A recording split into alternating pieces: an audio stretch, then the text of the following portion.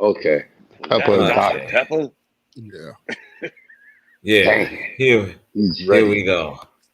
And we are actually live. Welcome to another edition, episode number 50 of Untitled, with featuring me, your host and moderator, R. Jones, and I'm joined by my contemporaries, my man Dom, formerly of the BX, now residing in Carolina.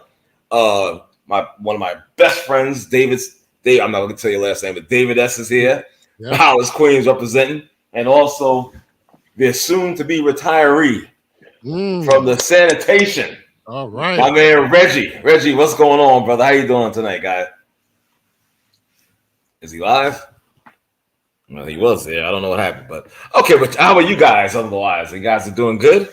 I'm good. I'm good. I'm just trying to figure out why we're opening with this. What? I know. Not that I don't mind. I mean, yeah. What? I mean, what's the biggest This thing? league got the big and better things. Well, that's why I saved it for last. oh, yeah. I mean, if we want to talk about it, I mean, listen, I could be outvoted. No, go ahead. You can, yeah. Just as long as you don't sleep by the time. No, I'm not gonna. No, not me. No, that's a never. That doesn't happen. But anyway, let's get on with this show. The first thing on the docket is New York Jets. AKA, I hate to say it, Dom. I hate to say it, Dave, but I'm getting the feeling of AKA same old Jets back in the day. They did a real. I mean, it wasn't surprising, not really, but it was kind of surprising too at the same time. If you get my drift, they fired their head coach, Robert Saleh. He's gone bye-bye. He is now unemployed, but probably not for long. But I gotta tell you, guys, this stinks. This really is a stinker of a move because one, I think Aaron Rodgers maybe had something to do with this a little bit. This is not a good look. You're saying it stinks like fish. Yeah. Okay, like something fishy. Yeah, something's going on. Something's going on within that organization. Rodgers is a part of it. Definitely. What's that guy? Hackett. Thank you. Mm-hmm. Yeah, he got demoted. Did he get demoted? Yes, sir. He will no longer be calling plays. Well, so why wouldn't you just fire his ass? That's what I'm thinking. Reggie's back. Yes. Yeah. That's what I was saying. I was like, wow. And again, I'm not the biggest Salah guy in the world. You guys know that. I mean, you know, he got kind of reprieve last year when Rodgers went down on that fourth play of the season. And we talked about that. How long he for the last? Yeah. You know what I mean? So it's a horrible move by them. The timing. I mean, just like Dom, you were saying before, they should have did it at the end of last year, or even if you did it at the end of this year. No matter what they wound up, I still say they're going to wind up 7-10. That's my prediction for them. But again, I just don't like this. I don't like this. You're gonna alienate your teammates from Mr. Rodgers. You understand? Because this whole deal, this is not a good look right now for them. And then they're trying to get a trade with Devontae Adams. All of that panic, hitting the panic button, it's not a good look for them overall. It really isn't. Right. Who wants to go there with that uncertainty? Right. You know, right. One thing I say about football that differs from the other sports like baseball and the NBA is that if you're going to try to shake things up, you really don't have a whole lot of time. Right. No, you do not. There's only 17 games. You used to be 16. You know, it's not like when we talk about baseball being a marathon and not a sprint. You could shake up a team by making a big move, and then they have a lot of games, so they gel, and or however effect it's going to take, whether it's a positive or negative effect, it takes a few games to get that in. In football, you don't have time as a luxury. Right. So if you're going to shake things up, that's what you shake it up in the off season. Exactly. Exactly. You know, again, my thing, they want to throw out there Devontae Adams. Oh, yeah. Listen, again, I blame the coordinator for this, for not having any continued, like guys having a connection, like the wide receiver. Alan Lazard dropped many passes during the first 5 games. I thought that and maybe it's just me, I thought he had a connection with Garrett Wilson and whatnot. You know what I'm saying? I thought that was on full display. I forget what week it was. Was it week 1 or 2? But he had a connection with this guy. I think it was week 2. And I was like, oh, okay, this is good. But I'm not really seeing anybody else on the wide receiver side. Mike Williams, I mean, maybe a little bit, but it was just something missing. There's not really a good connection between Rodgers and the receivers on that team. Okay, let's cut to the chase. Let's cut to the chase. Go right ahead, please. Now, the floor is yours because I already see where this is going. It's funny, guys. I think it was 2 weeks ago I brought up the coach. He hasn't had a winning record. Yeah, okay. We're a day late and $1 short. But that being said, I never liked Aaron Rodgers. I didn't like the idea of getting Aaron Rodgers. He was too old. He's too set in his ways. Probably a bigger diva than Brett Favre. You remember the conversations we had, and I put it in our group text when we were doing this on the phone, how this guy would cry about them not getting no players, but he wouldn't sacrifice none of his money. But those players wasn't good enough, but he won 3 MVPs with those said players. I never – and you know what? He's at least 5 years behind the NFL now. He don't move well. The NFL is a go, go, go type offense. He's very mundane, we talked about this not long ago, guys. That the Jets just looked the predictability of they just look so hand off to the left, hand off to the right, drop back, quick pass. It's the NFL has moved on beyond that, guy. And here's the sucky thing, and I'm gonna shut up because I don't know. I always been pissed off at the Jets, but here's the weird thing: the Jets will mess around and go 10-7.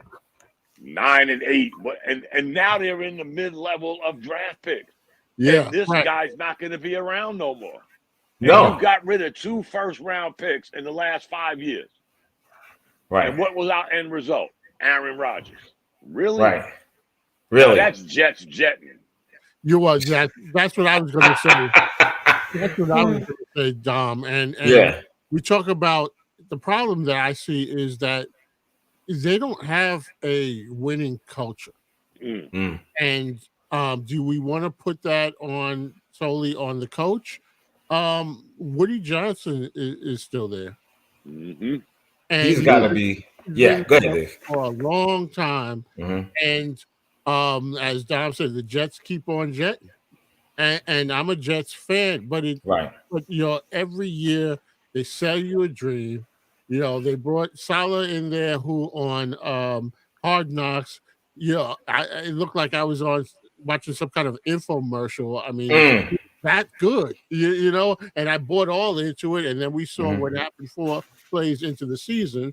And they rallied that game and it was a nice story, but they turned into it ended there. It ended there. All the all the excitement and everything, it was just lost after that. So they're not a sustainable story to me. Here's the weird thing, Dave. Me and you as Jet fans, you hire a defensive coordinator to be your coach. Yeah, I was just about to just took that out. I was getting ready to touch on that. Go ahead. They were never lacking on defense. Right. No. So what did you really gain? They thought Aaron Rodgers was going to the magic of Aaron Rodgers. But they had Saleh before they had Rodgers. I'm saying they hired Saleh as he was a defensive coordinator. Right. Our problem has never been defense. Guys, I know I'm getting older, but my memory is still pretty good. I remember the conversations we had where the Jets were built on D. The defense was always good. And we never could get offense. And then we started drafting these quarterbacks, and they didn't pan out. But our defense always stood. Dom, your memory doesn't have to be that good if we repeat the same narrative. Exactly. That's the sad part, Dave. And before you just go, I want to make mention. Speaking of defense, we just lost Abdul Salam. Oh yeah. Yes. He rests in peace. Going back that far, Dave, how good our defense was. Oh, absolutely. Yep. The New York Sackers Cranes, gangrene. Exactly. But I tell you, Dom, you took the words right out of my mouth when you talk about, you hired the defensive coordinator as an interim coach for this team. And I'm like, well, wait, just like you guys just said, the defense wasn't the goddamn problem. Yeah. You know what I'm saying? Yeah. Now, I'll say this though, I'm glad that they made him an interim coach than Hackett. Yeah. But then again, they just demoted him. I skipped over that part. Or I was talking about how they hired Saleh as a defensive, and then you're right. How did I miss that jetting? So you put an interim coach who was the defensive coordinator. It was ridiculous. I'm like, huh? Well, let me just say this: the biggest problem with the Jets defense, and they've always had a good defense. The biggest problem is the Jets offense. That's the problem with the defense, because the offense, if you keep doing 3 and outs and turning the ball over, your defense is on the field the majority. Yeah, majority of the game, exactly. And it ain't like teams are running up the score, guys. No. Let's not be stupid. Some of these games the Jets have actually been in, but the game against Denver, that was it for me, guys. Oh yeah. Well, Don, what did I tell you guys? I said I looked at the schedule. There's winnable games. There's winnable games, and I said no, they're gonna blow a couple of them. Yeah. That's why their record isn't gonna be as great as you may think. With Dom, let me say this about R was spot on with that. It's been right so far. R's team is undefeated. That's what team is that? Because I have no team. You don't exactly. So they're I will say this, Dave. I think R did something with his hatred toward Kansas City. Man, everybody. Ever since R came out the closet. Oh man, who was in the closet? What? Shut up. Oh my bad. No did. Exactly. Clear that up, please.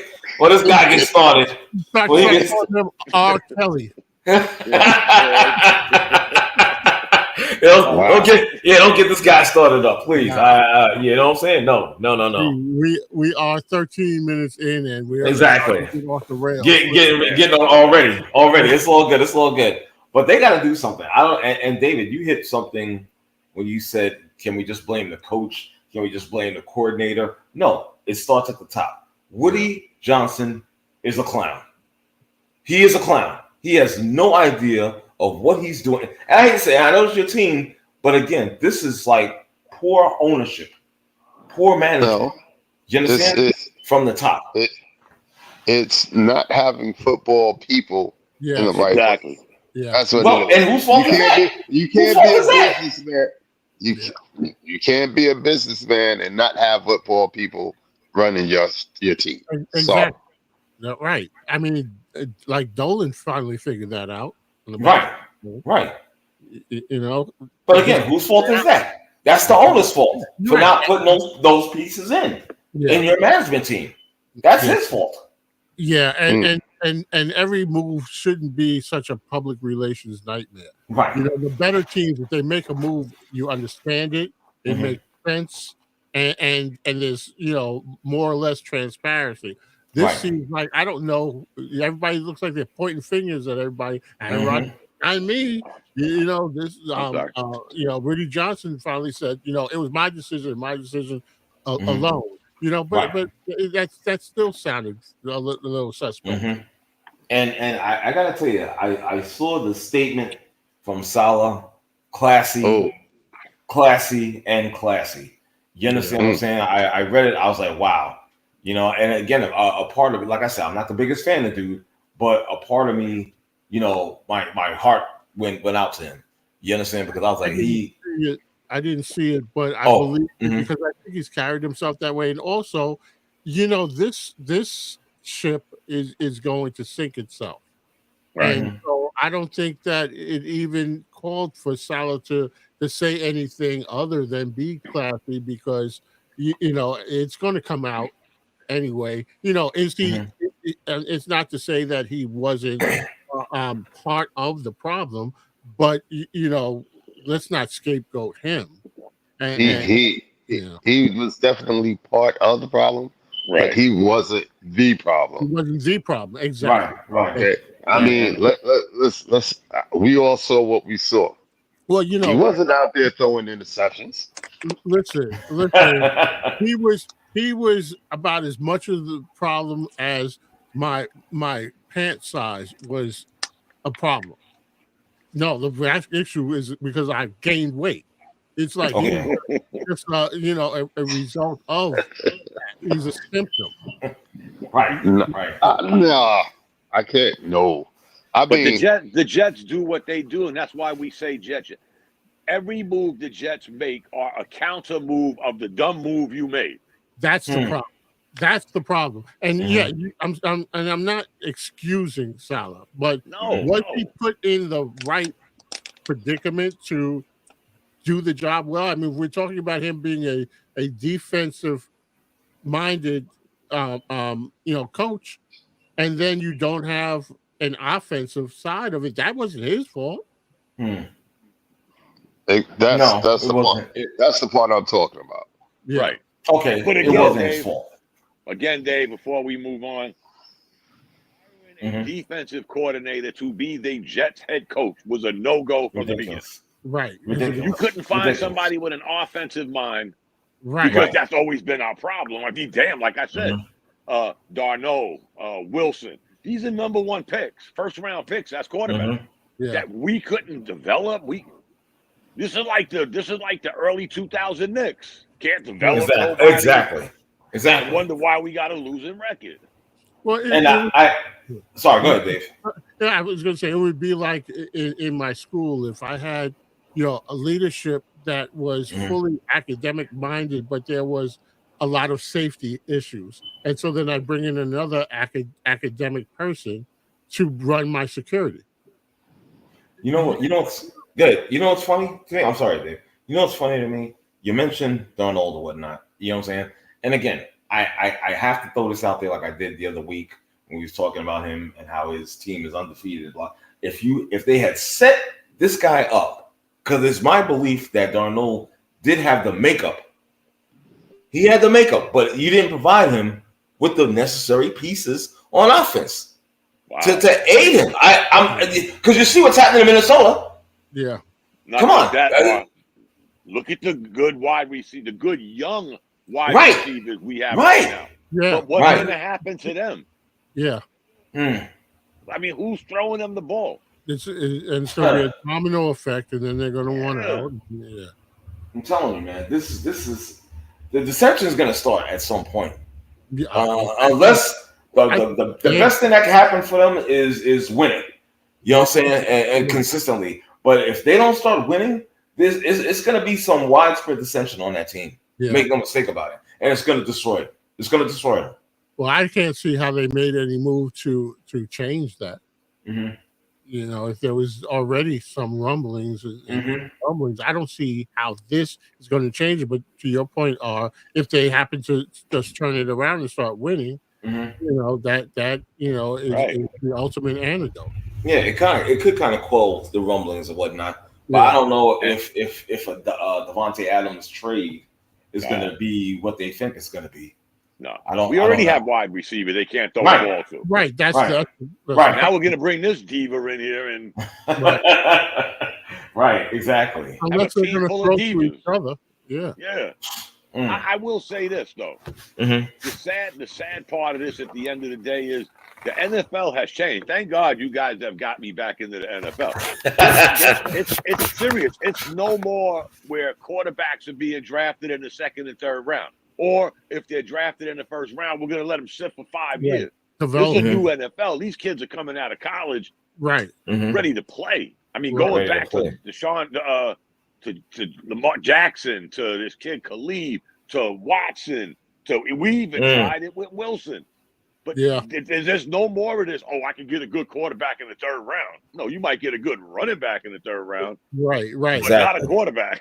No. Right. So now we're mid-level because we're going to win too many games, and we're stuck. And I don't think, guys, I don't know what's happening. I don't know how long, but I don't think this guy, even if he was scheduled to come back, that's just the one time I can say I like the NFL because they cut you in a heartbeat.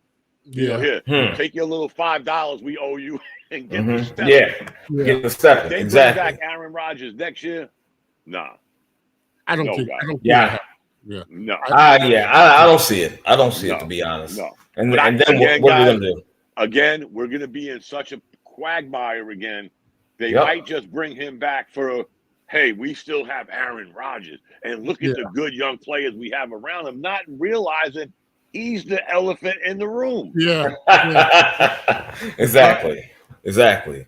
The circus is down, and he's the elephant. He's the ringleader. Sure. Yeah, exactly. But they might prop him up there because they want to sell tickets. Exactly. Yep. Well, that's the only thing that's drawing him in, probably. Yeah. That's the only thing. Oh, we got Aaron Rodgers. Oh, yeah. Remember of Packers fame. Oh my goodness. And, you know. I hope fans ain't that, naive. Well, we've seen this movie before. I hate to tell you, Dom. We've seen it when we went and got Brett Favre. Exactly. Yeah. Exactly. Part 2. It's just part 2 of it. Yeah. It really is. You got that right. Well, with that being said, let's do a little moving on. We talked about this recently. Yeah, I know, but yeah. I hear you, brother. I hear you. I suddenly feel dirty. I don't understand this. First of all, exactly. First of all, I mean, honestly, first of all, wasn't this team in the playoffs last year? Yep. Yeah. Okay. Why did they did this guy leave, or did they get rid of him? Did they not want to resign? I'm talking about Joe Flacco, who's still throwing balls like crazy, by the way. Deshaun Watson, I don't know what happened. It's like really unexplainable to me, especially with that big contract. And you want the short answer? Yeah. Give me that answer. Go ahead. The short answer is he's not getting any more massages. That's crazy. Come on, stop it. Now you're trolling right now. So you're trolling right now. Okay. He wasn't having that problem before. Nah, I'm not going for that, sir. No, we're not doing that. No. No, I don't believe that. Nobody wants to hear the truth. No, it's not the truth. It's a coincidence, but it's not the truth. Stop it. He can still get massages. It's just that he gets okay at innings now. Oh man, y'all are really riding with this nonsense. Come on, stop, man. It's like this dude has. You know what? Since Diddy took all the lotion, he's been kind of. Ladies and gentlemen. God, yeah, exactly. Well, you know what I'm saying? But again, it seems like this guy has just forgotten how to play football and be effective. It's like one of the biggest, quickest drop-offs that I've seen in recent years. Yeah. So are the coaches putting him in a position to be good or no? Well, I tell you this much. They were in the playoffs last year without him. They were in the play. Yeah, I'll tell you this much. They were doing something good last year. Yeah. They were doing something good last year. But I will say this. They do miss the running back, Nick Chubb, because he's out. And when you look at the stats, 5 games, and I think they got 5 games. How much rushing do they have in 5 games? It's ridiculous. I think it's like 438 yards or something to that extent. 483 yards and only 2 touchdowns. What's interesting, we've talked about on the show several times about the diminishing role of the running back. Right. But it's interesting how they are devalued until they're not there, and you need them, and then you. That's a good point. That's a good point, Dave. Yeah. Well, I'll give you 230. I'll give you 230 million reasons why he's still on the team. That's it. His contract. That's $230 million of guaranteed money. Remember when he got that guaranteed money, and we were like, "Damn, the whole thing is guaranteed." That's like kind of non-NFL-ish. Yeah, very much. Right, and we were scratching our head like, "This guy is." Even let's take away the massages. Was he really that guy? Well, you know what? He performed. Who's the wide receiver he performed pretty good, Dom. I'm not. He had in Texas. Oh wow! Come on, man. He got the mother that's always at the game. She lost her sight. DeAndre something. DeAndre Watson or not? Hopkins. DeAndre Hopkins. Okay, right. Yeah. And ever since Hopkins left, well, then he got into that trouble and he missed almost a year and a half, 2 years. But we all scratched our heads too. And come on, man, this guy's not Lamar Jackson with a $230 million guarantee contract. Come on, fellas. Well, they thought he was the man. They thought he was the man, and I get it because we like I said, he came out of college, he was hot. You understand? He was propped up there as one of the newest and probably one of the better quarterbacks in the league. They put him in that position, and obviously it failed. He you know what I'm saying? Right now he's failing in that. Well, obviously. Let's be honest, guys. We just finished bashing the Jets. The Cleveland Browns have not been known to make some good decisions their damn self. So, but yeah, you got that right. Yeah. You got that right. I think you guys follow football a lot more than I do, but I think that the types of players, the styles go in waves, and so what happens is you get somebody like a Lamar Jackson and some of these others, and that style of play becomes the predominant style. Then you kind of like teams try to replicate that, and they look at a player coming out of college. He fits that mode that has been successful, and so we're going to bank on the fact that we can catch lightning in the bottle and get the same type of play. So no longer is it just a drop back and pass type of quarterback. Of previous years, and so they go in cycles, and right now he fit that mode, and that's what I would imagine. He cashed in. You got that right. Guaranteed money. His skill set matched the time. Let's bring our brother, the Bishop. Your mic is live. Thanks for joining us tonight, brother. How you doing? There you go. Wow. All right, I would say good to see you. No, these guys be hiding on us, Dave. I know. Bishop, your mic is live. You there? Or are you having difficulties? Oh, he dropped out. Let's see. Of course. Let's see if he drops back in. We'll see. But again, it seems like I said earlier, it seems like this guy is just I just don't get it. I don't get it. And the shame of it is he has guaranteed money, so he's gonna get paid regardless. Is there any motivation for him to get better? No. No. Can we agree with though? He was kind of a weird drop off guy. It ain't like this guy sucked. No. Yeah, exactly. He wasn't like Wilson. Like we had a first round pick that there's a big figure difference. out what to do with. Right. This guy big had difference. Talent, man. Yeah. And that's what makes this so weird. Like, what happened? I mean, it happened quick. And he can't get out his own way. Now, again, Reggie brought it up. They made the playoffs last year with Flacco. Exactly. Nothing against Flacco. It's not a bash Flacco moment. But now you got a $230 million contract guy. You can't win a game. Yeah. Really? You know what? Let me see if Bishop, your mic is live. You there? Can you fix that? There's something wrong with his. I hear like a slight buzzing when he's trying. I guess I don't know if he's trying to talk, but let me see. Try it again, Bishop. You might have to remove yourself and try to get back in. I don't know if you're doing it on the phone or what your scenario is, but All right, but again, like when we talk about the Deshaun Watson guys, here's my thing. I really think it's a mental thing. I really believe. Yeah, you thinking the same thing, Dave? Yeah. That's the only way I can explain such a drop off. Right. Mm-hmm. To me, it's a mental thing. It's maybe a not believing in himself, whereas prior that might not have been the issue. I mean, it's kind of effed up that the whole massage thing got tied up into this thing. Plus the injury he suffered, that can weigh a lot on a guy's brain. So there's that part. I think that's what it is, to be honest with you. Yeah, I mean, he's human. Yeah. So now, I'll be. Everybody think I was trying to be funny when I said that. I was. But he was.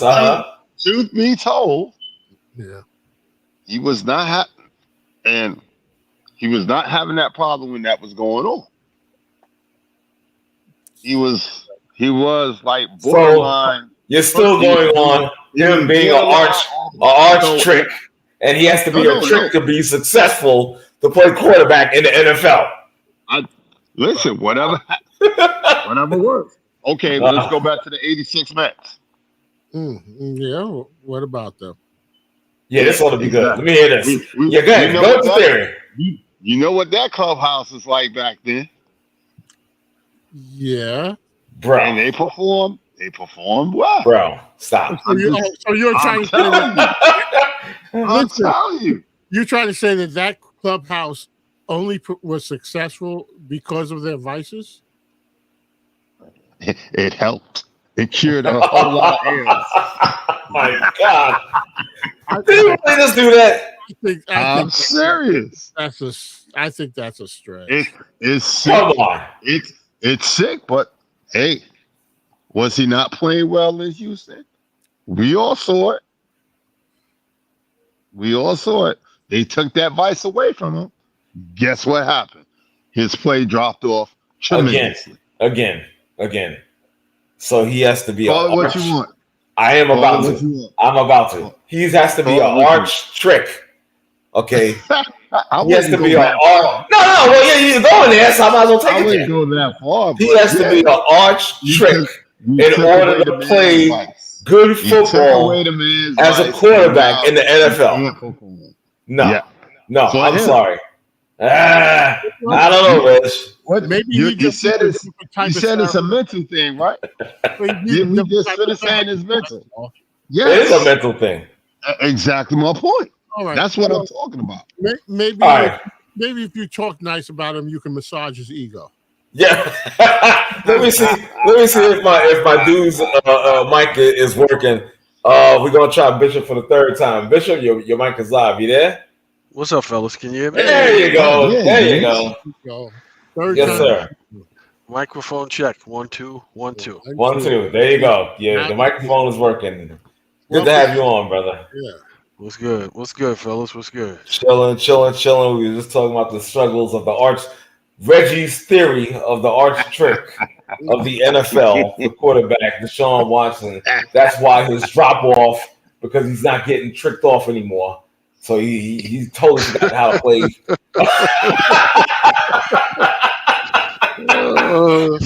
Yeah, because he's not tricking anymore. Oh boy. That's a stretch. Exactly. He's not getting stretched. Oh Lord. Wow. It's like, if that's all you got to do to make money in today's society, like, let me just time check. It is 8:34. We got to go before we go down this road. Exactly. Determined to take this off the rails. Yeah. It's gonna go off. Don't worry. You know what I'm saying? But again, man, I'm just like, what do you think about his situation and whatnot? Maybe he upset that Diddy got arrested. Oh, okay. Oh Lord.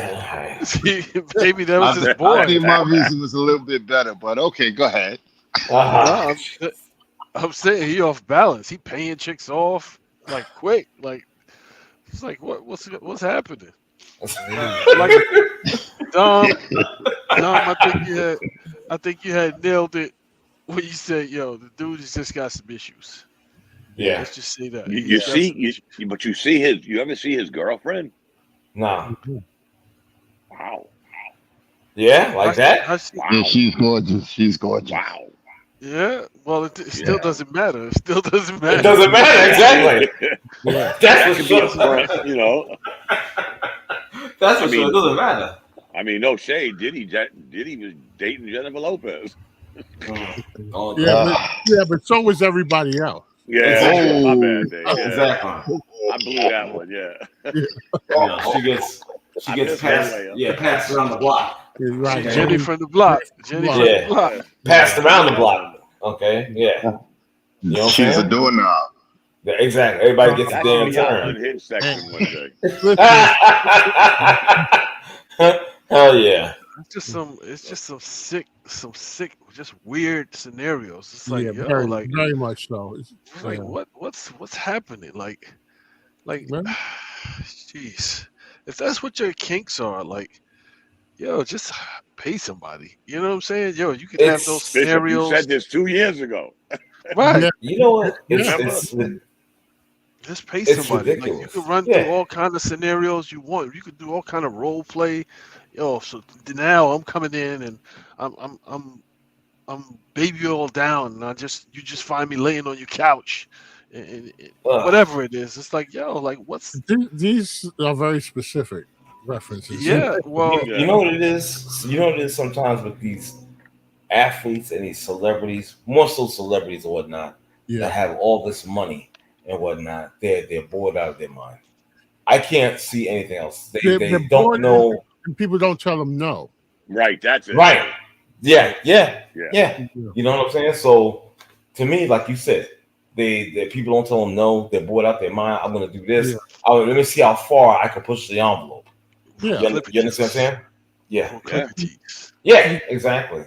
You got imagination without restraint. You know, there's no one to tell you, you shouldn't do that. Right. You know, it's going down. It's going down. They're very impulsive, and they don't have anyone to say no. No, don't do that.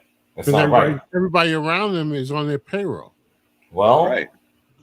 No, just means keep going.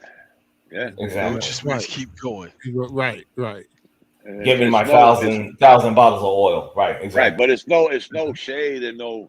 It's like, not to switch gears, just an example, like the R. Kelly thing. You know, when I found out I was thinking to myself, how ain't none of these parents going to jail? Well, that's they were in on it. They didn't know they this. Were in on really? It. Right. No, they knew. They were in on it. They're getting hit off. Right, exactly. Monetarily. But why ain't they in jail for putting they should be in harm's way? Well, you want to come out with, you know, all these stories now, but nobody's asking the question, hey, Dave, kind of what? Well, you really? know, and you know what it is to further your point, I think, Dom, is that whatever they were getting paid to allow this to happen, they realized that once people started coming out, they can get paid more to say, talk about it. You know, either way, they're chasing the dollar. They pimped out their daughter, or they pimped out, you know, this circumstances. Well, that's the same thing with these. Remember the young athletes. Yeah, you know what I'm saying, went through something similar. But I'll tell you what, they're a little different because nothing's going under the rug with, let's say, a Deshaun Watson. You know, but with a guy like, and again, not to change subject, guys, but somebody like Diddy, do you think all these names are going to really come out? No. Thank you. No. I Dom, to me, I think this is all just like to like embarrass him, to make it so that he loses any credibility whatsoever. Because I think he's got some dirt on some people that he's spoken about, and it's just like, dude, we'll destroy you. We'll destroy you. I could go with that, Bishop, to a point, but you know, you know, Diddy has been around for 30 years. Yeah. Yep. In the industry, and there's been stories about Diddy. Yeah. Back yeah, but when you look at it, it's like, so what's changed now? What's changed now? Then too many things became public. Yeah. Too many things became public, Bishop. Yeah, but even that being said, Bishop, I was telling my sister the other day. I said, we'll never know. Just like we never got the list of Epstein's Island. Right. Because there were some powerful people getting on that plane. Yep. And there were some powerful people doing whatever. You heard the stories about Denzel when he was telling this guy, "Yo, you gotta chill." Yeah. You know, this what's going on in your house after 2:30 is kind of crazy. All of the things that they're talking about, to me, it's like, okay, so I read some of the stuff that they're charging him with. To me, it's sort of like a stretch. It's sort of a stretch. So you're basically charging this dude with racketeering because he having sex parties. You saying that these women and men that attended these things were forced to do it, and it's like, I got maybe once, but if it happens more than once, that kind of like says this is a thing for me. You know what I'm saying? I get your point. Yeah, because I can't imagine how are you forcing a grown man to stand there and watch two men wrestling? How do you do that? How do you do that? I don't even think, not to get off the sports tip, but I don't even think it was that. I don't even think it was that, Bishop. I just think they thought this shit was cool. You know, I get to hang out with this dude, and you know, now me and Dave are cool and tight. Yo, I seen this crazy shit at his parties, and yeah. You know, when you're bringing, again, according to the charges, you know, once you start crossing state lines, that's these are adults. These are adults that they were talking about. It don't matter. So. It's still the same. And you know what, Bishop? They don't even know. You know, going back to the Usher and the Justin Bieber, they were kids. Well, that's yeah. Who knows how many more kids were involved in this shit? I don't wish nothing bad on nobody, guys. Don't get me wrong. Right. But like Dave said, this shit has been going on for 30 years. Somebody dropped a dime, guys. Yeah. Somebody. I'm going to tell you. I got to tell you Homeland this. Security knocks on Dave's door every day. I got to tell you.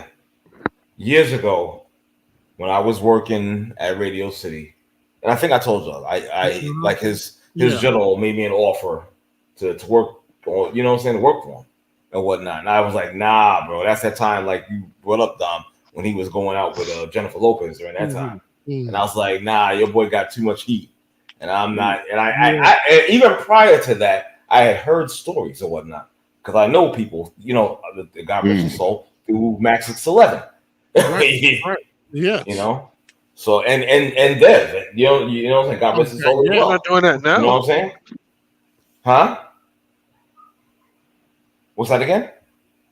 No, I wasn't talking to you. Sorry about that. Oh, my bad. And you know what? Yeah. I will give that young man shine. You know, after hearing what he said, I'm like, I don't know if that could have been me. I don't know if I could be like, oh, you know what? Yeah, he ruined my life, but I don't have no hate in my heart. Shit. I'm sorry. Whose life got ruined? Whose life got ruined? Shine, the kid that got blamed for the shooting. Well, he bounced back pretty well, though. Yeah, he's some kind of congressman in Belize. He was paid off pretty nicely. But he went to jail. I don't know if he got paid for that, Bishop. This dude spent years in jail, man. Yeah.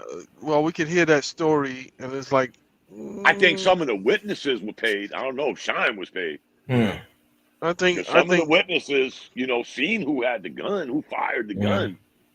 And all of a sudden that shit went, you know, straight under the carpet. And now this dude's doing 7 years in prison. I think Diddy is paying for some other sins. That's what I think. Not according to how this guy sounds, Bishop. I mean, I don't know. I'm just the way he sounds. I mean, he moved on with his life. He went back home. He became some political figure in his country. I'm just saying, I don't know if I could have been that. Yo, Dave, we're still boys. No. I'm just saying, me, Dominic. No. Hell is no. it Did you hear him say it, or is it like? Yeah, it's a thing. He had somebody act. He was doing something in the U.S. and they brought it up because we all know, he went to jail and the Diddy shooting and him and Jennifer Lopez running for cover and all that. So he didn't bring it up. They brought it up. He was doing something about schooling and somebody brought it up and he said, you know what, I had to forgive him to move on with my life. Yeah, he ruined my life, but I don't got no hate in my heart. And I think I know, and I hear you, Don, but I also think that maybe for his peace of mind, right? Yes, Dave. It's one of those things that what's done is done. I can't change it, and if I dwell in it, then I'm going to stagnate myself. Exactly, and that's what I thought at the end of the day, Dave. I was like, you know what? Yeah, it couldn't have been me, but it takes a big person. It takes a big person, and I have to give him credit for that. Yeah. Everybody doesn't always reach that point, but for him, there was stories throughout those years of him, like, when they supposedly had these interns and they would be making the people go out on the street and ask for money or sell soap and doing all kind of other craziness. But again, it's sort of like you put yourself out there, you compromise yourself, you compromise your moral standards because you want something and you're willing to stoop beneath a certain level to get it. And now you want to come out and be like, hey, this happened to me. I was a victim. No, he ain't doing that, Bishop. No, I'm not saying him. I'm talking about okay. Folks in general. Folks in general. Bishop, I will say this though. People get intoxicated with the promise and opportunity, and sometimes if someone is a skilled manipulator, they've already reeled you in, and a lot of times before you even recognize what. But if you're not, Dave, that's just like a dude. That's just like a smooth talking dude that's finessing chicks out of exercise. It's like, whose fault is that? If you know that this dude is like, if you know that this dude has a gift for gab, and you fall and you put yourself in. I know, I hear what you're saying, and I think that we have the benefit from sitting on the outside looking. Right. But a lot of times when you are very close to something, sometimes you can't see what others can see, and you don't want to believe it because you've bought into the promises and so forth. And then when sometimes you're the last person to figure it out because you were so close to it. And people are susceptible to a lot of different things. And what might catch one person off guard, another person may be better equipped to handle. But we all have things that we probably, look at and say, you know what, looking back on it, I should have recognized something. Fortunately, in our cases, it wasn't something of this magnitude. But I have a hard time blaming people for being, if we want to say, gullible or susceptible to things or vulnerable.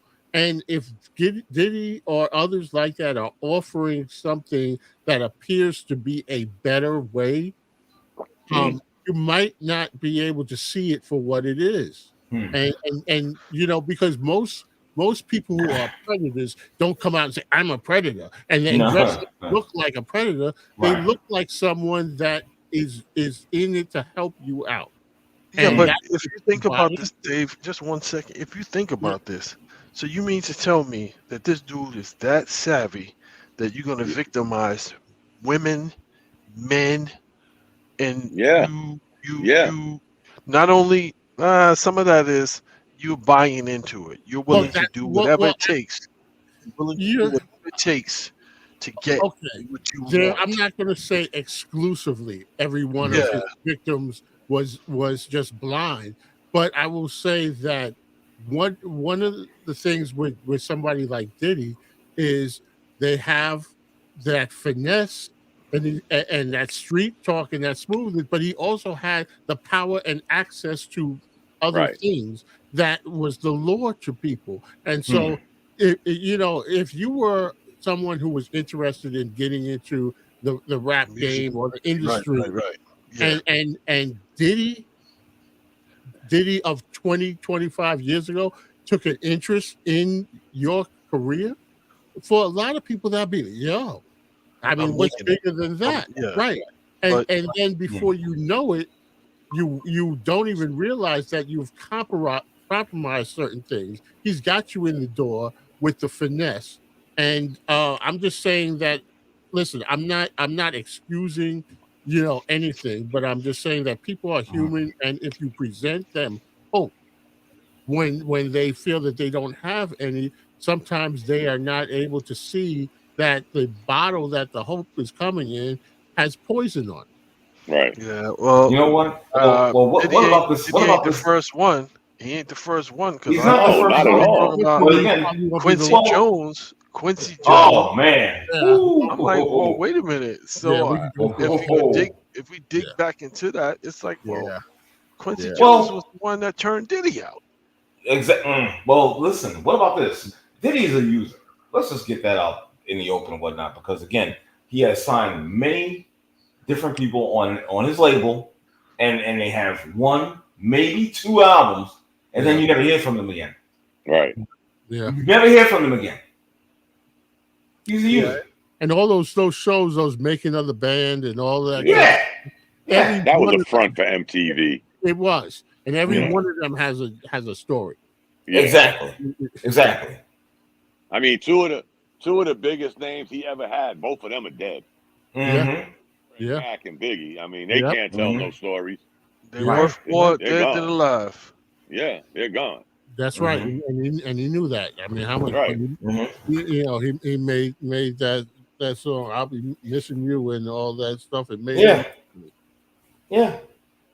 Shit, I was happy. The Locks got away from him. You listen to somebody like Mace, who he almost sounds like he's a survivor. He was on the show Survivor. Right. Yeah. How he survived this shit because he wasn't buying it. He just wasn't buying all of that. No. Yeah. And I mean, thank God. I mean, he's doing well. But if you let him tell some stories, he's like, no. He wasn't. Yeah. And God bless him. God. I mean, nobody wants to see nothing bad. I know I'm not. I don't want to see nothing bad happen. But I don't. Sometimes you really got to pay for your sins. Yeah. Exactly. And guess what, guys? Not to beat this, but he knew who he was taking advantage of. Let's keep it a buck. Yeah. I mean, it ain't like he was convincing, somebody that was just powerful as him. No, he knew who he was. Right. Just like the stupid shit making it a band. We never saw those people again. No. Right? Did you ever see them? Did they ever make a song or a dance? No. They had that one hit, and that went to the wayside after that. They went to the wayside after that. You may have seen them in a skit on Dave Chappelle. Well, Dylon. Dylon's ready. Yeah, ready for what? Exactly. Never heard from him again after that. Telling you. Well, that was an interesting. Oh, who the hell? Let me see. Hey, Marshall. Oh, okay, Marshall. What? Not too beat when okay. Oh, okay, gotcha. Yeah, but our friend Marshall was cooking some food. Yeah. Instead of being on with I spoke too soon. Yes, I did. Sorry. I was about to talk bad about you. What's going on? Not too much. I wanted to say something real quick, sports related. Unfortunately, I apologize about the daggone hurricane damage in Florida. But in my opinion, if the damage to the the Suncoast Dome or whatever the hell they call it doesn't prompt them to build a new stadium, I don't know what's going to. That's a fact. I thought they was in the process of doing that, Dave. Oh, because it's. Did you see the whole roof? It's ripped off completely. It's crazy. It looked 10 times worse than 100 times better than it looked. If that makes sense. The Superdome just had tiles taken off of it, which they were able to do something with. Right. But the Suncoast Dome, no, there's not. I don't see them getting that ready for opening day for baseball. It was like a canvas type of roof that they had. Have any of y'all ever been to that? Have any of y'all ever been to that stadium? I have not been there. It's a nightmare, like you heard it was. It looks bad on TV. And here's what's sad about it, Dave. Not to get off the next subject, but it ain't like they had shitty teams. The Rays had some good teams. Yeah, and nobody except maybe Dick Vitale. Dick Vitale was a big proponent. Believe it or not, he was a big proponent. Season ticket holder with Tampa Bay, trying to convince congressmen and locals that we need a new. I think they did approve building a new stadium, but nobody's going to their games, even when they look good, Dave. So nobody's going to their game. He needs to talk to Brett Favre. Nobody's going to their games, guys. Well, they don't go to them. They don't go to what? The Marlins. The Marlins. They don't go to those games even. And just like you said, Dom, even when they're good, they don't go. They don't support their team. Well, I don't know what it is, but they don't support. Half of the Marlins fan base are fans of the other team. When when they go, they go to see the other team. Remember when that stadium was built down in Tampa? That was originally supposed to entice the San Francisco Giants. Yeah, that's when because there wasn't. It was built before the Devil Rays were even. They were trying to. It was one of those. The Giants were trying to get a new stadium. And they did. And they did. So they didn't have any real serious intention of taking their team all the way across the country to South Florida. But what they did was they built this stadium and say, okay, one of those, if we build it, they will come, but nobody came. And then when they went to expand and they looked at Tampa, they said, well, they've already got a stadium there. And then it became the home of the Rays. But I did hear some talk that if they don't get a new stadium, it's potentially the Rays could move to someplace like Nashville that wants a team desperately. Really? And I think what? Back in the day, Dave, hindsight being 2020, the people in Tampa targeted the wrong team in California. Yeah, they should have been targeting the A's. Yeah, the other. Right. That other dump with that debacle. Exactly. Yeah, that was a mess. Yeah, but I'm telling you, I've been to the Trop. That stadium is so ugly. And you know what it reminds me of? I guess if I was a kid and I had a chance to go to the Astrodome. Yeah. But back then the Astrodome was like, wow, an indoor stadium. Right. Of course. Now back then. that place is a junkyard. Yeah. It was like the eighth wonder of the world or something like that. Right. Now it's just a wonder of the world. It's just I wonder. It's still standing. It's still standing. Exactly. Right. But you know what? Again, guys, that bigger, I think Camden Yards was the original of bigger is not better. Yes. Remember Camden Yards was one of the first stadiums that said, you know what, damn these 60,000. We're going to put 38,000 people. Yeah. And all of them are going to have a good seat. And that's a beautiful. Exactly. Exactly. And I heard it's gorgeous. I heard it's gorgeous. It is. I heard it's absolutely gorgeous. After that, everybody did it. I mean, I'm pretty sure the max at Citi Field, they put 40,000. Not 60-something thousand like in Shea. But everybody got a good seat. That's the hook. That was the hook that the Orioles did, and everybody sort of followed along. Bigger is not better. And once they made these baseball exclusive stadiums instead of sharing it with we went through the 60s when a lot of those cookie cutter stadiums were built, and you had the Vet and then you had Three Rivers and Riverfront Stadium, Front Bush. Bush, exactly. Right. They all look the same, and that was the style. And they supported two teams, football and baseball. Yeah, but that was the other turning point, Dave. There ain't no more sharing stadiums. Nope. No. And the Orioles, remember when the Orioles played in Memorial, whatever that stadium, they had the Colts playing there. Yeah, and that ended. They took that Inner Harbor and made that shit a gold mine. Oh, yeah. Believe it or not, they made that a gold mine. We're going to give you a stadium, Dave. We're going to give you a stadium, Marshall. Ain't no more of this mixing apples and oranges like when we was a kid. I went to Baltimore. This was like about 97, I want to say, on a school trip. And we took students down there, and I walked up. So it was like November, so the season was over. But I walked over. We went to the harbor, and I walked over to Camden, and you go through the warehouse, and then there's the and then you see the field. And what was amazing is that you're on street level, but the field is below you.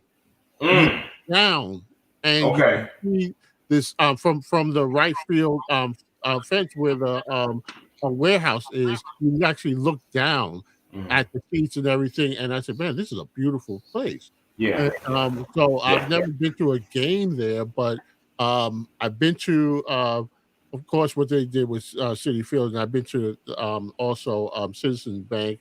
So a lot of that retro style baseball only stadiums with their own uniqueness. I'm glad that they went to that. You went to Baltimore. You went to Baltimore pre the wire. Yeah, pre the wire. Yeah. And they were actually, you could see the framing of the in the background. And some of it's still there, Dave. Some of it across from the inner harbor where the ESPN zone is. The framework's still there. And every time I see it, I get them flashbacks from the wire. You remember, guys, you're all old enough to remember that there were politicians in D.C. and Maryland that tried to go to HBO to get this show cut off. Yes. Because they went from the drugs to the corruption. Exactly. That shit was deep. They were like, yo, you got to take Great this show. off the air. Exactly. Because it was too close. Kick rock. It was too close. Exactly. We don't work on commercials. We got subscribers, so we can't help you. Exactly. And you know what? You look at it now, Dave, especially like I said, near the ESPN zone. Yeah. Like if you're at the ESPN zone and you look behind you to the right, them steel girders are still there. Like they was building something. Yeah. Real quick, I just want to let you New York guys, the Liberty are up at the halftime 44-36 over the Lynx in game one of the WNBA finals. Because we could I'm just transitioning into that talk right now, sir. Okay. Thank you so much. Appreciate the update. Listen, the New York Liberty is 6 times going to be the try because they've reached they've reached the finals 6 times. This is 6 times. This is the best team in the WNBA this season, and I don't see Minnesota beating them. They don't have. It may go 5 games. I'm just saying 4 or 5 games, but I think the Liberty have it. They've got all the pieces that they need. But I'll tell you this, bro. I heard this, guys, and I'm not going to front like I'm a WNBA guy. Right, same here. But I'm listening to Sirius XM this morning, and Minnesota beat New York 3 out of 4 games this year. Oh wow, really? Yeah, but that was during the regular season. That doesn't count. Because playoffs is a whole different story. Yeah. Well, you know what? You know what? I think we've learned that with the Mets and the Phillies because I think the Phillies was like 7-6 against the Mets this year, and we see what happened. They got dispatched of the Mets in 4 games. So I didn't think they were that good though, guys. Honestly, Philly. Oh, okay. Not to get ahead of what we're going to talk about, but right. Are we going to talk about that? I'm wondering. Yeah. Oh yeah. We're going to get to it. We're going to get to it. Trust me. It'll get there because this is going to be kind of a somewhat early show and whatnot. Yeah, they got to wait on the game 5 between the Dodgers and the Padres to find out who they're going to play in the NLCS. Well, Dom, you had said the Padres against the Padres Mets. And the Mets in the NLCS. Let me ask you guys a question. You think it's a possibility of a Subway Series? Yes. There is the possibility. Yeah. Well, we're about to be down to 4 teams left, so it's a high possibility. I'd like to see that. Right now, Cleveland is up 5-3 in the top of the 9th against Detroit, right? Yeah. They were the Yankees and Tigers, Padres and Mets. So that'll be because that'll Cleveland wins. That'll be the series will be tied. They'll be tied and whatnot. Yeah. And they got to go back to Cleveland. They got to go back to Cleveland. Yeah. Okay. Well, let me see. What happened to this? Okay, so yes, we agree that the Liberty have a very good chance to win. Well, we'll see. Because that I will say one this, guys. young lady, what's her name? There are Brianna people Stewart. that said the Liberty would win a chip before the Knicks. Hey. Well, isn't it crazy too that the New York Liberty play at Barclays Center? Yeah. I don't really care. I could care less. I'm just saying, like, hang a banner in Barclays. Yeah. Yep. Yeah, that's all right. That's all right. Hell yeah, I can care less. It's all good. I'm not a fan of that team anymore. As a matter of fact, I'm not a fan of a lot of teams.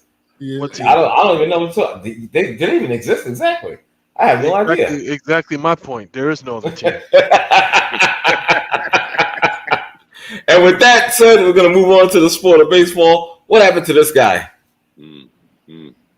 Where is New York outfielder Aaron Judge? And is he really, really needed? I got to tell you, honestly, this is a guy that has carried this team on his back for most of the season. Okay? It's time for others to step up. I seen Giancarlo Stanton, who let's keep it a buck, man. I know he's up there with some elite company as far as the postseason and driving and runs. Right? Yes. You know what I'm saying? I never even realized that. So I saw this the other day. I was like, "Whoa, really?" Because we talk bad about this guy all 9 times out of 10. We talk is bad about him. You know what I'm saying? They dog him out, but you don't realize what he has accomplished in his career. And when he's healthy. When healthy, you know what I'm saying? But again, he provided the punch yesterday. There's absolutely no question. It was a Stanton show for the Bronx Bombers. It wasn't about Soto. It wasn't about Judge. It was about Giancarlo Stanton. But I get it, Dom. I get it. But that being said, other guys have to step up. Right. You know what I'm saying? You can't ride the back of one individual all year and not have any input, not have any contribution. You got to have other contributors. There you go. And now is that time. He's carried you to this point. Now you guys got to step up. But that being said, it's baseball. Baseball is a long 162 game season. Yes, it is. Yes, we know your numbers. Again, nobody is here's the problem, what you're saying. We all know your numbers are great during the regular season. But how many people know that your last 3 postseason appearances, you only got 6 hits? Yeah. 6 hits and about 4 RBIs. Yeah. If that was anybody else, i.e. A-Rod. Remember A-Rod, all the beatings A-Rod took until 2009? Yep. There's a joke going around now that his name is really Aaron Randall. You remember everybody's talking about Julius Randle choking in the playoffs? Right. This guy, again, guys, if you're that guy, you're the man. You're supposed to be the man. When Mickey Mantle hit 60 and 56 home runs, he showed up in the World Series. When Barry Bonds hit 50 home runs, he showed up in the playoffs. Yes, he did. This is what we expect you to do. Yes, what you do in the regular season is great. We should have swept these clowns. But that being said, here's the problem with the Yankees, guys, that people didn't notice all year. They had the most wins of any team on the road. And they had the least amount of wins at home of any first-place team in baseball. Wow. Really? Okay. They're a +7 at home and a +19 on the road. Oh, I never realized that. Okay. So when you got those numbers to start with, we don't need you to hit 60 home runs during the regular season, and then you can't get 2 base hits in the playoff. Yeah, that's great. You might win MVP again. But again, what did we always say, guys, even going back to Chandler? Oh, what's the Yankees plan? Just to make the playoffs. They don't really want to win, but we're not going to single out that. Again, who takes a bigger beating, Aaron Judge or Stanton? Stanton. Right. But who shows up in the postseason, Aaron Judge or Stanton? Stanton. Right. So when you're splitting hairs, you're supposed to be that guy, man. And come on, it's like we always say it, man. We don't care what you did in the regular season. There's a time and a place for you to show up, and it's in the damn playoff. So that being said, he don't get no alibi from me, not to even mention his contract. You know, we appreciate you supposedly carrying us. This isn't the NBA, guys. One guy don't carry you to the finish line in baseball. Look at the Mets. Who's the one guy that carried them? Yeah, Lindor got hot, but he had a lot of people behind him balling out to get them to where they are. Yes, and so did the Yankees. Remember, guys, there was a time when the Yankees couldn't get out their way. Word. They went 2 months without losing a series, and then they went 2 months without winning a series. Right. And they still managed to have the best record in the American League. Right. But this is what you have. You have Aaron Judge. Guys, come on, man. This is New York. This is the big boys. You don't show up when you're supposed to show up. You're going to have to take that heat. Point blank. I'm sorry. We're scoring 2 and 3 runs against Kansas and you're right. City. You're right, Dom, because all the heat you're talking about is the New York media. Because if the Yankees lose in the division series or in the LCS, then they're going to hear about it.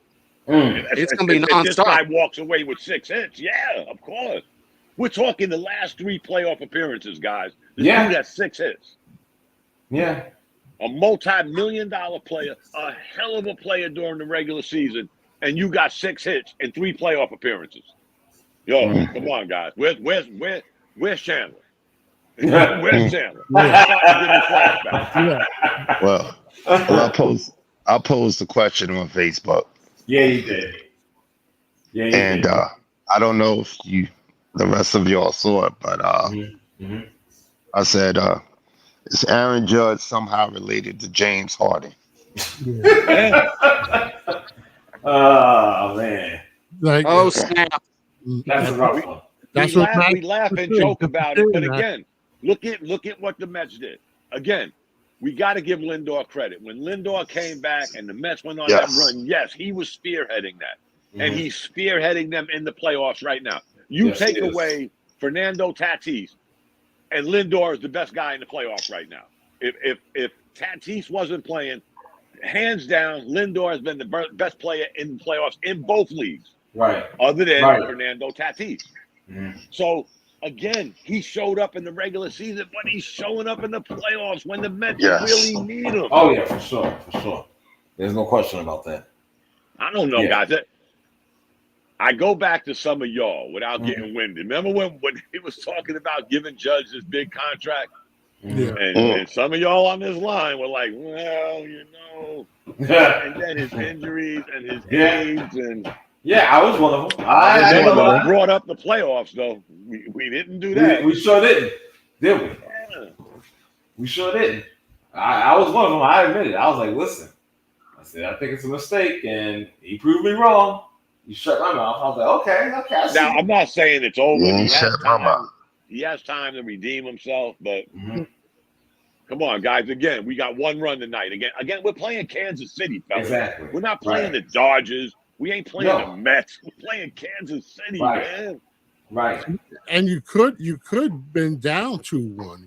Exactly. Yeah. I mean, you got Stanton, who you gotta give him his due, and you gotta slam him too. I mean, he's gotten to the point now where if he don't hit the ball 110 miles an hour, he's striking out. Right. Let's keep it a buck. You know, he's striking out. You know, but when he does make contact, it's going 460 feet. But that being said, we always talk about this, guys. Yeah, the chicks love the long ball, but in the playoffs, you got to hit. Right. You got to hit. Yeah. And that's been the Yankees' Achilles heel for the last 5-6 years in the playoffs, man. Yeah. Right. So let me ask you guys before we move ahead. What do you think will happen after this season? However it plays out, as far as Soto. You gotta sign that, dude. I gotta tell you, I've been on this podcast. I'm like, listen, you know, in regards to Soto and the Yankees have to resign him. Period. To me, and I could be incorrect, but I really think he likes the Bronx. I really believe that. And again, his swagger, his aura is very infectious to the team. You understand what I'm saying? So, to me, they gotta bring him back. If they don't, he's going across town. He said, "The hell with it. I'm going to go. I'm gonna stay in New York, but I'm gonna be in Flushing." Do you think that he would actually do that? Listen, with the right amount of cash, even though they may say money isn't everything, it comes down to money. Listen, I he's right. I wanted Soto since he was on the Nationals, but I would be shocked. I could see him, if he left the Bronx, but I mean it would be like a disaster For what? For the Yankees. I think yeah. if he went to the Mets, especially if the Yankees, let's say for somehow the Yankees don't advance, and the Mets with this high that they're coming off of, and then for him to go over to Flushing, I'd love to have him, but I just think it would be a disaster for PR for the Yankees. Of course it would be. Of course it would be. And it would add to the egg on their face. Going back to Manny Machado, Bryce Harper. Here's one weird statistic, guys, I heard the other night. It was, what's today? Thursday. Tuesday night, the San Diego Padres fielded 8 guys, minus the catcher. Oh. And every one of them was a shortstop. Wow. All 8 position players on the San Diego Padres that night played shortstop one time or another in their career. Right. To include Fernando Tatis. Yeah. Ain't that some shit? So how do they do it? And the Yankees are still scratching their head. And again, I'm not doing it no more. I'm not doing the lights are so bright. Somebody might not want to play for this historical franchise. I ain't doing that shit no more. No. You either want to be here or you don't. And in Soto's case, you're here. You are actually here. And you're right, Dave. If he goes across the bridge, it would be a huge disaster. I don't know if there's any more egg that could fill a face. That would be disastrous for the Yankees. With no doubt. But again, like I just said, when they say, "Oh, money isn't everything," it is everything. It comes down, especially in baseball. Exactly, and that multi-billionaire that owns that team in Flushing would, I'm sure, be willing to throw out that price. He's going to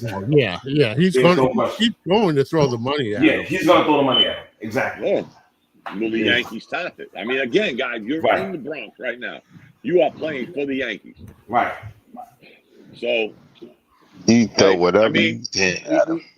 We got to admit, though, as hot as the Mets are, they could probably use him more than the Yankees, because it seems like the Mets are at least, and we had this conversation 2 years ago, Dave, that it seemed like at least the Mets were going in a direction where at that time, Dave, we were saying, man, it's kind of fun to watch. Yeah. And they just added some more fun to this shit. They really have it. It's interesting. As a Yankee fan, and I'll stop, Dave. As a Yankee fan, I find it harder to watch the Yankees than I do the Mets. And you're a Yankee fan. Yeah. And I'm a Yankee fan. Yeah. I can't. It's something about the Mets. I don't know if it's the. I can't lie. Of course, it's the run they're on. Don't get me wrong. But right. But I can't lie. It just seems like I'm watching when I grew up playing the Babe Ruth Little League. Like, we're all just having fun playing baseball. Yeah. We really don't care if we win. That's what it is. We're having fun. It's baseball. Yeah. Right, but that's what it is. That's the feeling. I mean, come on, guys. We had this guy for dead. What's his name? Polar Bear.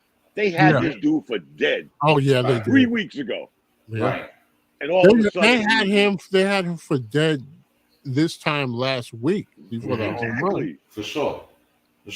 And Dom, like you were saying, like I watched Game 3 with this guy Sean Manaea pitching and whatnot, with brilliant pitching, by the way, performance and very gutsy. I sat in my living room when I was watching the game. I was like loving it. You understand what I'm saying? Yeah. Whereas the Yankees, and it's my team, don't get me wrong, but again, it seemed more businessy. Yeah. You know what I'm saying? Kind of almost like robotic and whatnot. There was much more excitement with the National League, with the New York Mets and whatnot. You know what I'm saying? And I told a friend of mine, these guys invite me on their show every now and then, Knicks and it. They talk basketball, but they started talking baseball one day. And I was like, I thought this Jazz, which he did. I got to give him credit, Chisholm. Yeah. I gotta give him some credit. He brought a little swag to the Yankees who There's no don't know how to spell swag. So I'm thinking, wow, maybe this guy can give us that little bravado-ish. But other than him and Soto, everybody looks like, wooden soldiers, Mm-hmm. Him and Soto look like they're playing baseball for fun. And everybody else is like, oh, shit, I'm playing on the Yankees. I got to do. Where everybody else is just having fun playing baseball. There you go. Yeah. And what, guys? I think, what did they say last night, Dave? Last night was the first closeout win the Mets have had in that new stadium. Yeah, it is. It is. Yeah. And if I'm not mistaken, that stadium opened the same year as Yankee Stadium, right? They both opened in 2009. 15 years. Yeah. Yeah. So the Mets fans have never watched a clincher. That's crazy. Yeah. Yeah, that's crazy. And ironically, you rewind 15 years, and that was the last time the Yankees won a World Series. Yeah. Mm-hmm. Yeah. You talk about the tale of two tapes. I mean, exactly. I gotta thank Dave for educating me. I never knew that, Dave. That from now on, I can't take this wild card shit no more. Oh yeah. Now that I know these guys don't get to play no games at home. No. Right. That's got to change, guys. That is some bullshit shit. That's really. I don't care who had the best record. We're all in the playoffs now. Right. That means we all deserve to be in the playoffs now. Exactly. You went away from the one and done, but now you got Dave playing on the road for 3 straight games. Yeah. Right. Yeah. Mm-hmm. Not right. That ain't fair, guys. So, have the lower ranked team get the opening game, and that's it. The final 2 games to the team with the better record. Yeah, that's how it should be. That's how it should be. Period. It's like baseball takes 2 steps forward, right, 3 steps back. Right. Come on now. And you know what, guys? If they can't, I'm not going to say the best ever, but it's this. If you guys have not been watching, again, I have the luxury because I don't have a job. Forgive me. But if y'all ain't watching these playoffs, man, I'll tell you what, Dave, this might be the best series of playoffs I've seen, going back to the Mets playing to get in the playoffs. Yeah, the past 2 weeks. Yeah, it's been a ride, guys. It's been a ride. You don't get this in the NBA. No. Not throughout the every series. No. Yeah. And I'll tell you this: you can't even get like if they have to face either the Dodgers or the Padres, whatnot. Yeah, they know they're going to Southern California. That's all they know. Right, exactly. But even if they do lose, they have nothing to hang their head about. Nothing. Absolutely nothing. No. Okay, they should feel extremely considering proud. Where they was, there you go. Considering where they was before the All-Star game, if you would have told me, even if I was a Met fan, right? If you would have told me at the All-Star game we was gonna sneak in the playoffs, be the higher seed in Milwaukee, which I saw that coming, But Philly, who had, I think, the second best record in the National League, third best record maybe in baseball, and the Mets just walked over them reminded me of when the Yankees couldn't win a series, and it all turned around when they went to Philly and swept the Phillies. Right. So I didn't see the Phillies beating the Mets, guys. I mean, I know I took a leap of faith saying the Mets and the Padres, but I just didn't see the Phillies beating the Mets, guys. Well, for some strange reason. And I'll tell you what, this guy has taken a beating for a minute on the Mets. Yeah. But you know what, guys? When he comes in, he's giving you his all. And he's hype. Yeah. That's the one thing I like about the Mets. I heard somebody complain about that. Oh, how these guys getting so hyped after one pitch. Yo. I'm just happy to be here. Shit. I gotta tell you, the one guy I'm happy for, honestly, David, because that's your team. I think I told you before. I like this general manager. This guy, David Stearns. Yeah. I like his style. Yeah. You know what I'm saying? He'll make these moves and whatnot. It won't be earth shattering. You know what I'm saying?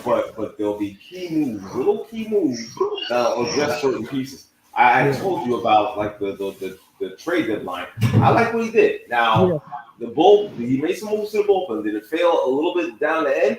Yes, and probably because of overusage. You understand? But at the same time, he had quality pieces. Yeah. I remember last year, guys, Dave, I told y'all when the Mets did that yard sale and got rid of all those overpriced pitchers, I said, we need to watch out for that Acuna guy. Yeah. I'm not saying he's as good as his brother, but this kid is pretty good. He's pretty good, yeah. And he filled in when what's-his-name got hurt. Yeah. Now the Mets are actually putting him in late innings for defense. He can run like a deer. He's a good defender. Yes, he is. God, man. And you know what? He's not a bad hitter. I mean, guys, when Lindor went down, this kid was right there. He was right in the heart of that last week run. Yeah. In Lindor. Yeah. And that's why I said, Dave, the Mets got a we discussed this last year. Well, who won the trade deadline? The Mets or the Yankees? The Mets did. They got rid of a bunch of bum-ass, overpriced pitchers. Exactly. Right. And they get this kid who was lighting up the minor leagues. So all of a sudden, he's a part of this run. So I'm gonna like refrain until we get actually into the segment, but I've got a lot to say. Right. Well, with that being said, let's make it happen. We talking about Mean Green? Huh? Mean Green? Mean Green. The Jets? We opened with them. Oh, you can go back to that. I missed out. Yeah. You can go back to it briefly. I mean, yeah. He said you ain't missing. But again, your team, Dave, they beat those Phillies. And like I said, I listen, I find them exciting. I'm happy. I'm generally happy for them. As a Yankee fan, I really am. You know, they do anything. I give it to them. I do appreciate that. Nah, no doubt. I'm not going to hold any type of malice. Now some other people on this line, I'm not going to name names. They might feel different. They might be like, the hell with them. F them. You know? You know what I'm saying? I'm not going to mention no names, but that person know who he is. Oops.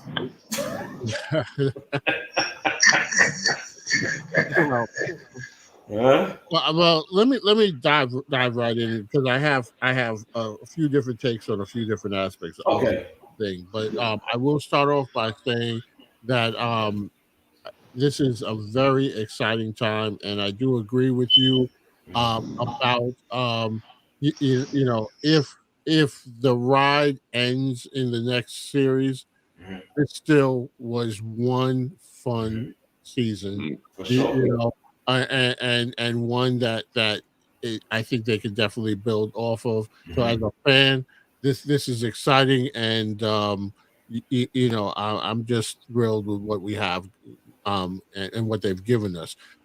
Philly, they've got a good team over there.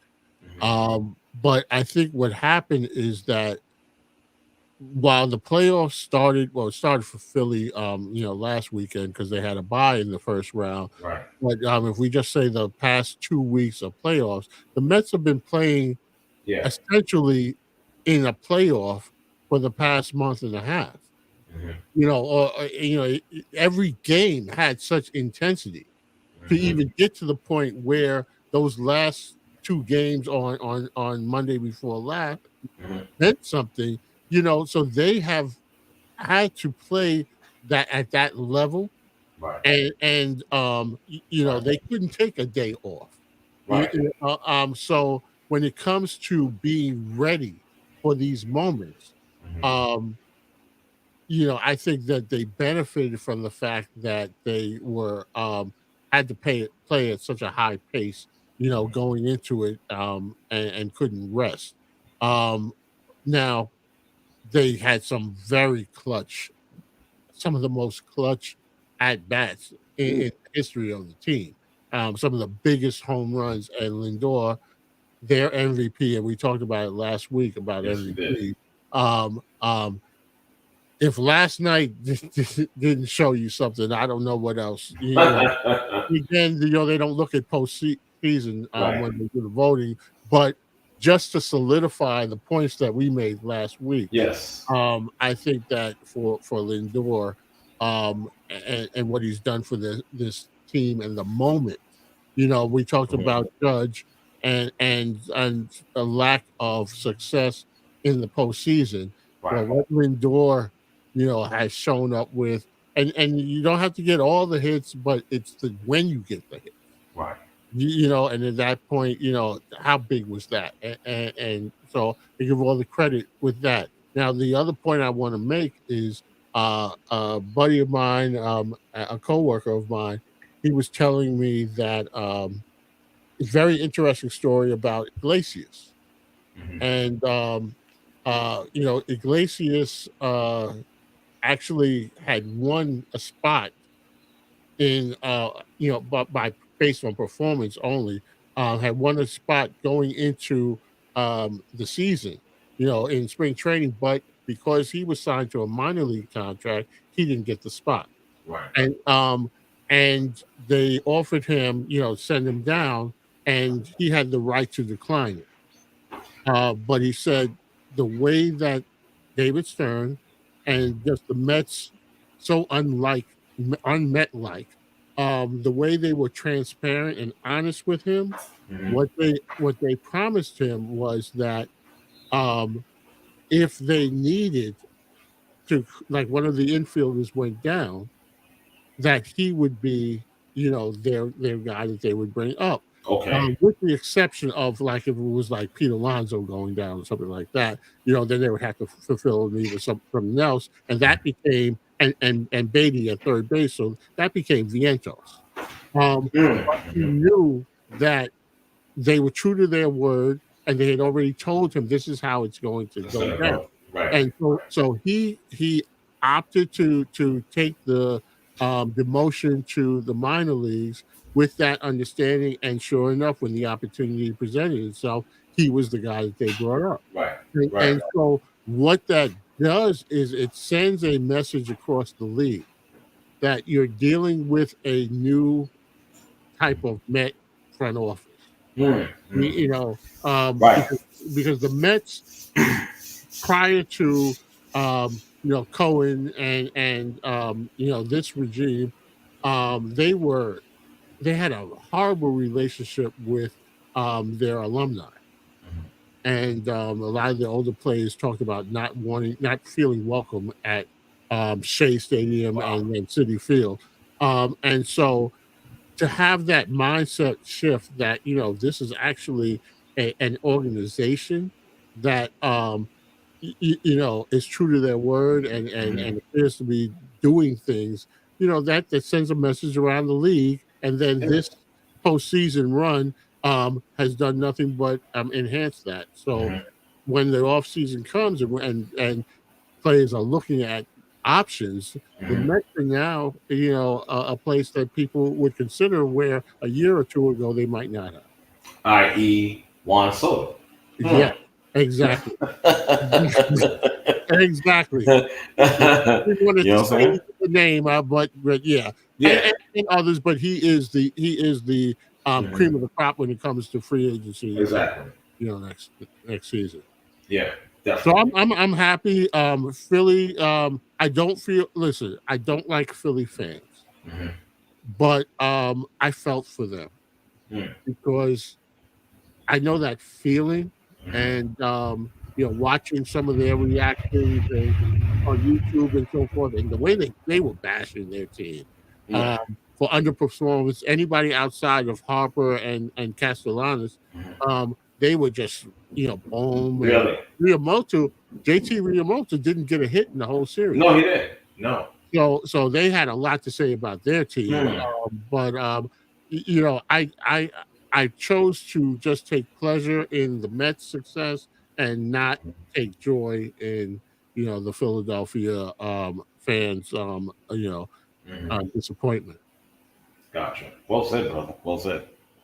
Anybody else? If I'm not mistaken, the Mets had the best record in baseball after the All-Star break. Well, they did, yes, and that's why when some people were like, "Oh, this is so shocking," actually, it wasn't. They were the best team in baseball from that point on, and they've been they carried it into the postseason.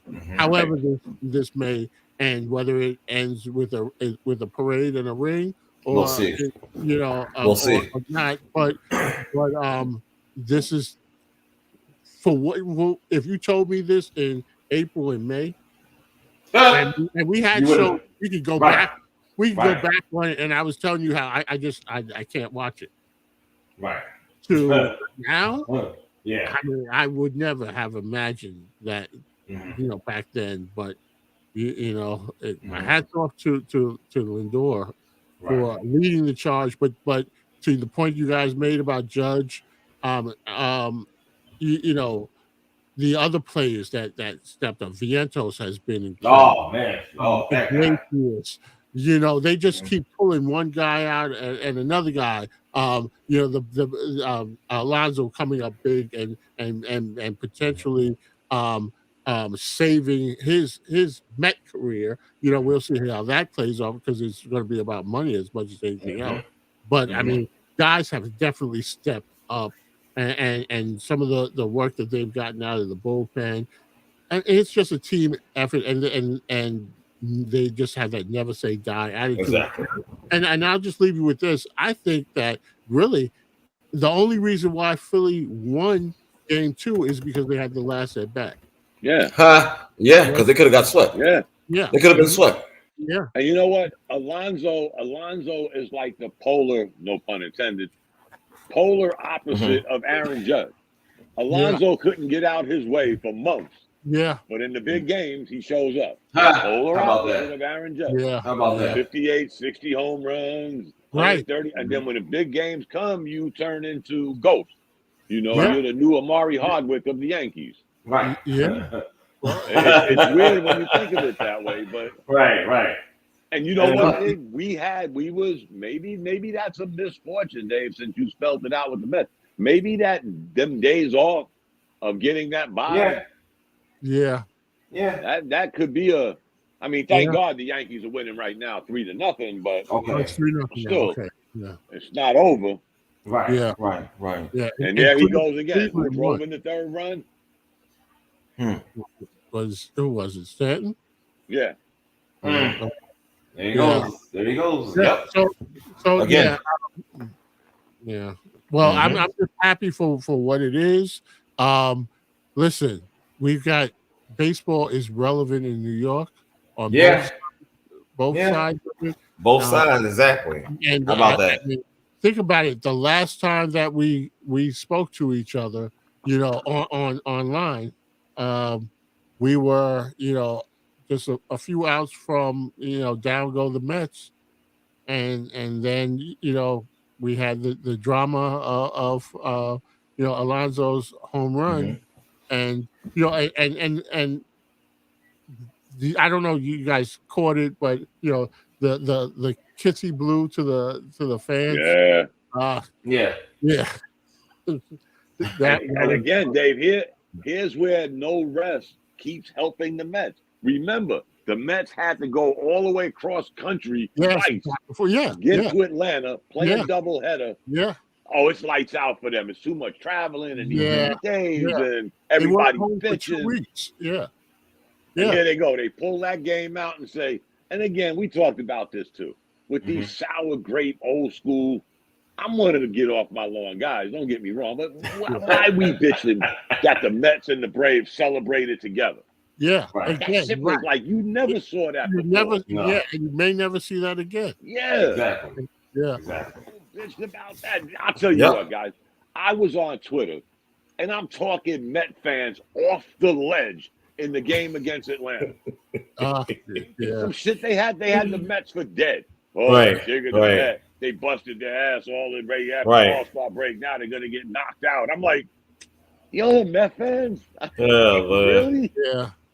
Oh, you don't understand what it's like to be a Met fan. I'm a baseball fan. Of course I know what it's like to be a Met fan. Yeah. Out of here. Y'all are talking your team out of winning. Get out of here. Listen, a lot of us have vacation homes on the ledge. Yeah. I'm a Knicks fan. There you go. Oh, and speaking of that team, look, before I break out, did y'all happen to catch a glimpse of Karl Anthony Towns' his home debut for the Knicks? I missed it.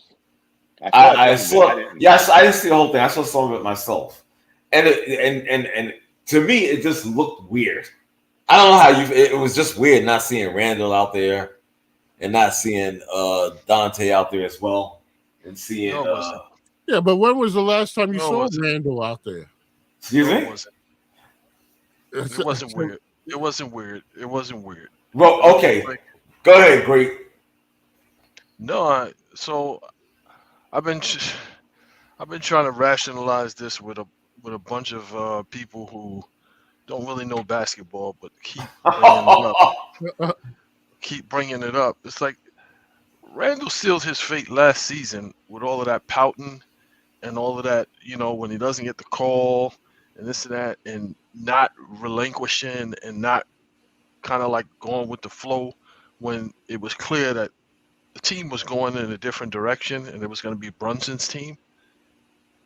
And it's like you got that, and they also had dude, you've never really shown up in the playoffs. You've never really adjusted your game to be effective in the playoffs. So at some point, when they got OG, don't you think that you a little expendable once they got OG? Because it's like you guys play the same exact position. The same exact position. Then, on top of that, they went out and got Mikal Bridges. So it's like, yeah, something's going on here. The thing that did shock me was they got rid of Dante. But I guess that they had to get rid of something good in order to get something back. And preseason, it's like people putting all this stuff on Facebook about preseason. It's like preseason means nothing. Right. Preseason means nothing. Start talking and start putting all these comments up when the regular season starts. 10 games into the regular season, then you can start posting about, what's going on. Game one, you can't, lose your shit over game one. Preseason, it's like this is they're trying to figure out who their bench is going to be, who the guys are going to be in practice, who you're going to beat up in practice. That's what they're trying to figure out right now. So it's like I've never heard so much about, this guy got a 10-day contract. They signed this former first-round draft pick from 2015. Who cares? It's like exactly. That's what the preseason is. Right. I first and foremost, there ain't no way in hell I'm gonna watch some preseason game and the Yankees are in the playoffs. Let's just chalk that up to I'm a Yankee fan. Yeah. But let's not get it twisted. I love when people like Bishop, no shade, always bring up the Randall postseason.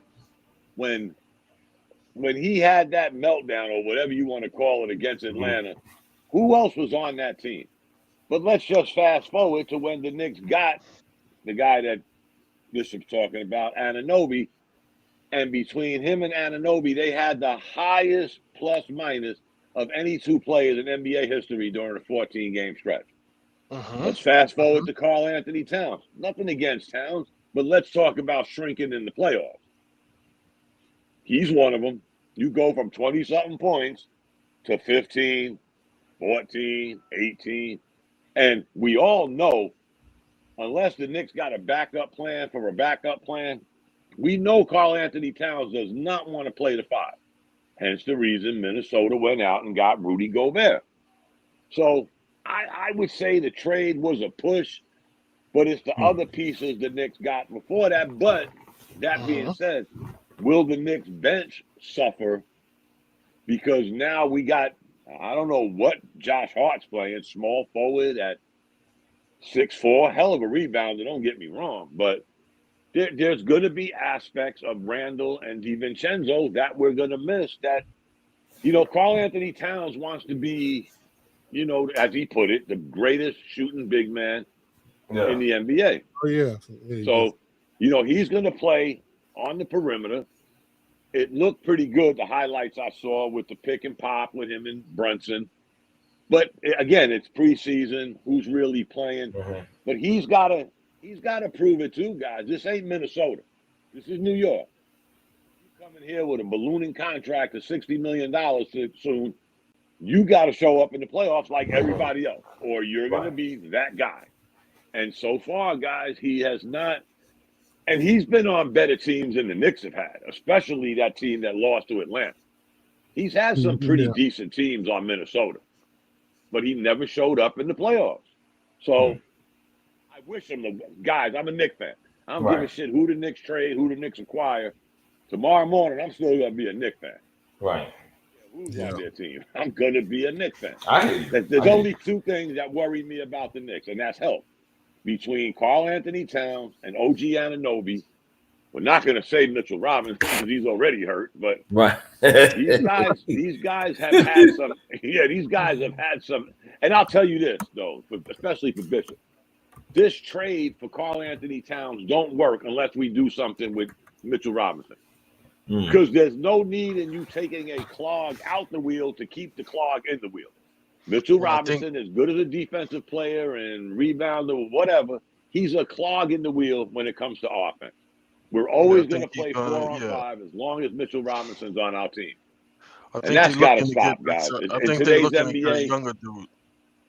I think they're looking at a younger dude. I don't know why, Bishop, the Knicks don't. Again, I don't know the guy. I'm not in practice. But if you're on the team, I'm talking about Jericho Sims. Yeah. You know, from what they say, the guy was doing hell of a work in the off season, working out. This guy needs minutes, man. He either that or get rid of him. Right. Because he's supposed to be a center, but you're going to put, what's his name? Precious as a backup center at 6'9". I mean, I don't understand that. I give this kid a break. He looks very athletic. He can get off the floor. He can get up and down the court. Hey, you know what? Give the kid a chance, especially now since we don't have a center. Who's our center? Karl Anthony Towns? Again, we know he don't want to play center. Give this kid a chance, man, and let's see what he's got finally. And the Knicks are going to be good this year, guys. They're going to be really good. But I'm afraid of a couple of aspects of their team. Like, we can't afford to have injuries like we did last year because it's... So the one good thing that I did see is, like, the perimeter defense is going to be crazy. The perimeter defense is going to be crazy because when you get OG and then you got Mikal Bridges, so Boston's going to have a really tough time when they play against the Knicks because we got two premier perimeter defenders that, they're going to be hard to score against consistently like that. They're going to be hard Everything to the Knicks did, Bishop, they did it based around Boston. Tatum, Brown, Bridges, Anunoby.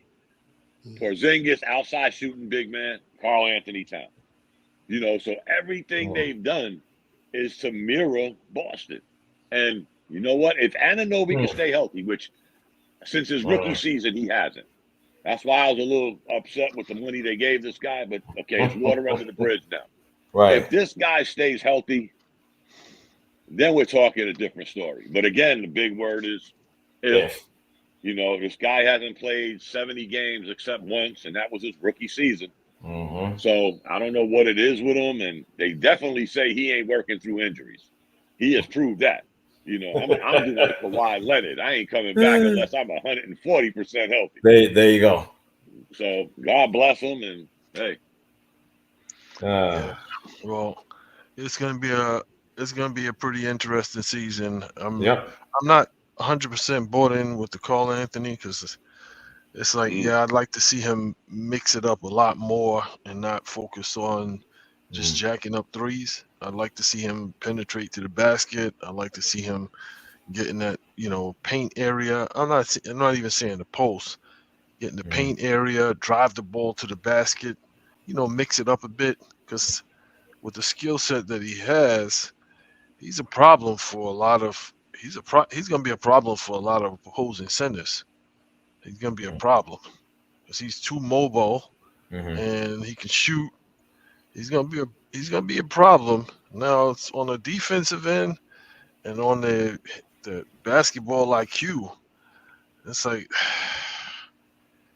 that's the part that I'm still not sold on yet. Yeah, I hear you. And you know what, guys? I keep telling y'all, I will be at Game 4 to see him up close and personal in Miami. Right.